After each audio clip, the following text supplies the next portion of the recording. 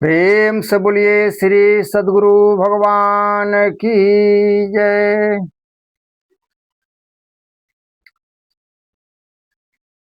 प्रिय आदरणीय माताओं एवं बहनों, प्रिय भक्तों, आज का प्रसंग है। कहते हैं कि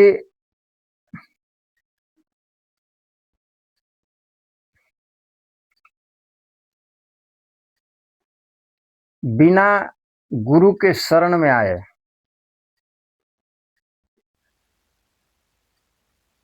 खोजो सदगुरु शरण में। हे मति मंद गंवार, खोजो सदगुरु शरण में, मिलतई खुलत दुआर। गुरु के शरण क्या है?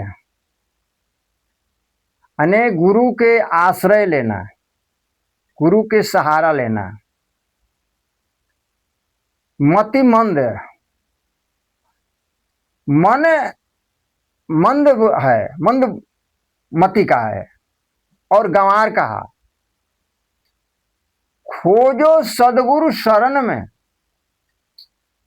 क्या खोज रहे हो तुम?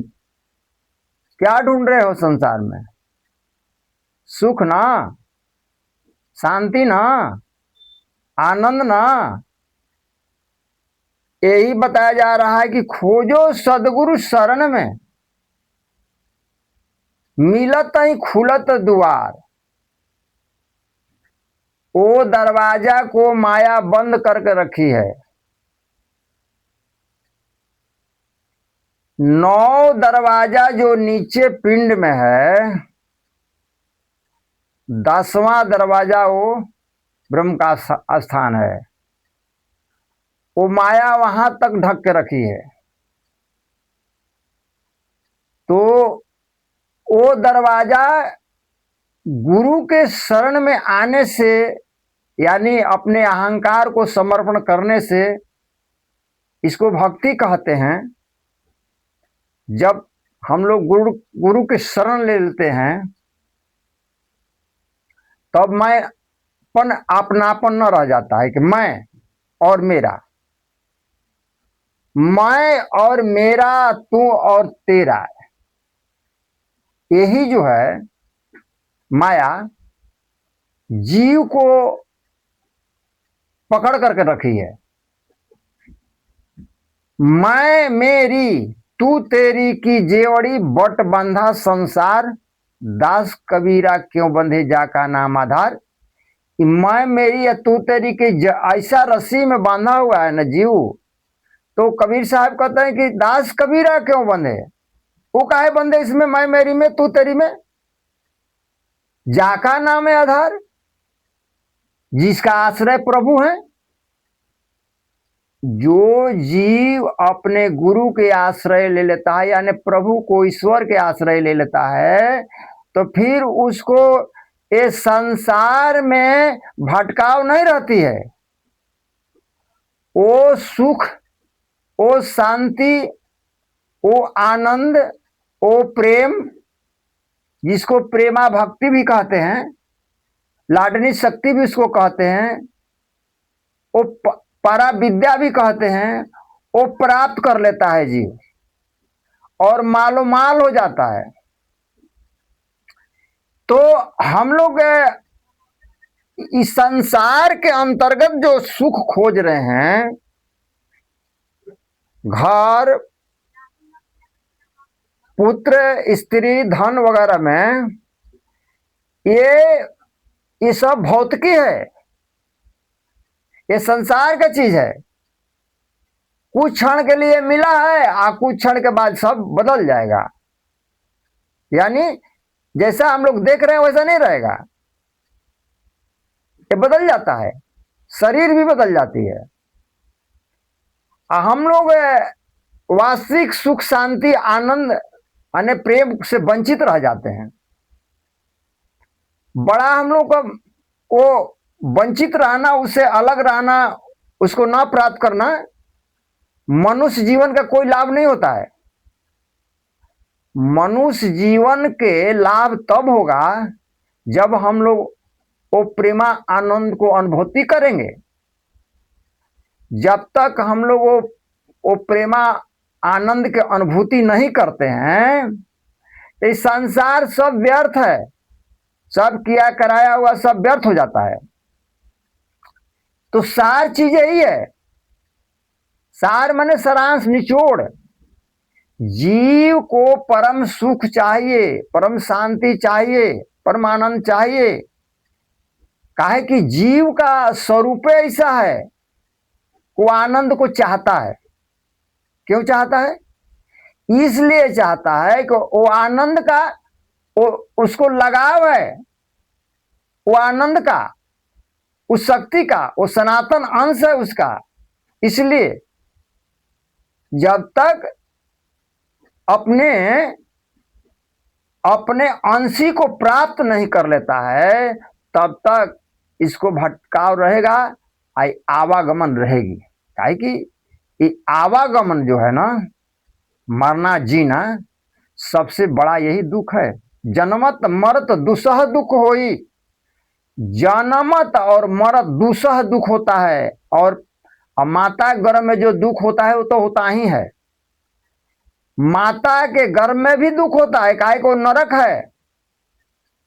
इस नरक में जीव पड़ा रहता है, अंधेरा कुपड़ी होता है, वहां माता के गर्भ है। वहां तरह तरह के कीड़े काटते हैं और तरह तरह के, जिसे माँ जिसे कट्ठा खट्टा मीठा तीता खाती है, वो जा करके वो बच्चे के ऊपर तीखा प्रभाव करता है। इसलिए बच्चा बहुत दुखी होता है। वहां उल्टा रहता है, ऊपर पैर रहता है, नीचे मुड़ी होती है। और जहां पेशाब और पैखाना का रास्ता होता है, वहीं इसका मुंह रहता है। इस जीव को उस गर्भ में 100 जन्म का ख्याल रहता है। इसलिए कि उस समय वहां 10वां दरवाजा उसका खुला रहता है। वो 100 जन्म को दुख के याद रहता है और परमात्मा से वो प्रार्थना करता है कि हे प्रभु, हमको इस नरक से निकालिए बाहर। हम बाहर आते ही आपके भजन करेंगे, आपका नाम सुमिरन करेंगे और आपकी भक्ति प्राप्त करके आपके पास हो जाएंगे, माने परमानंद को प्राप्त कर लेंगे। तो वो परम सुख परमानंद जैसे ही जीव जब गर्भ से बाहर आता है, तो वो दृश्य नहीं रहती है, वो 10वां दरवाजा बंद हो जाता है और 9 इंद्रियां खुल जाती है। तो 9 इंद्रियां खुल जाने के कारण वो अब बात याद नहीं रहता है 100 जन्म का, वो भूल जाता है। अब भूल करके फिर माया में विभोर हो जाता है। तो इसके कारण आकर के रोता है, बहुत जोर से रोता है कि हाँ कर करके उस दर्द को, उस दुख को नहीं हम लोग पहचान पाते हैं। वो खुद वही जानता है वो दुख का। तो जैसे जैसे शरीर बढ़ता है ना, तैसे तैसे माया प्रवेश करती है। अब जब तक बालक रहता है तो उसको कोई फिक्र नहीं रहती है, कोई उसका गम नहीं रहता है, वो माँ का आश्रय से रहता है, वो अपना कोई उसका आश्रय नहीं होता है।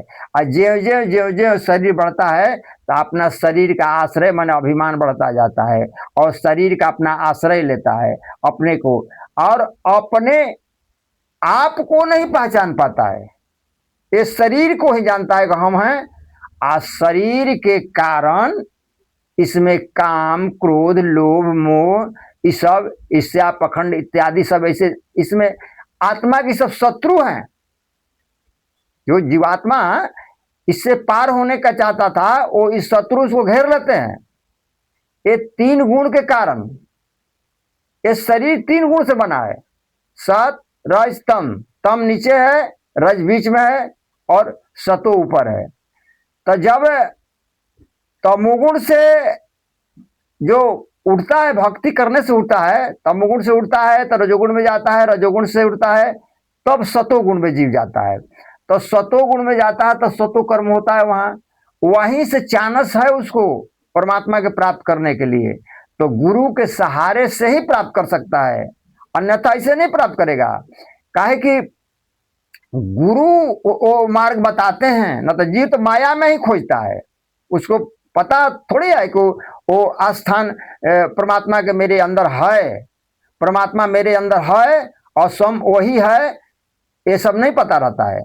तो जब गुरु मिलते हैं और मार्ग बताते हैं तब जीव अपना लक्ष्य को प्राप्त करता है और मालो माल हो जाता है आनंद से और प्रेम से। इसलिए वो अब संसार को भूल जाता है, यही संसार का भूलना ही परमात्मा की प्राप्ति है।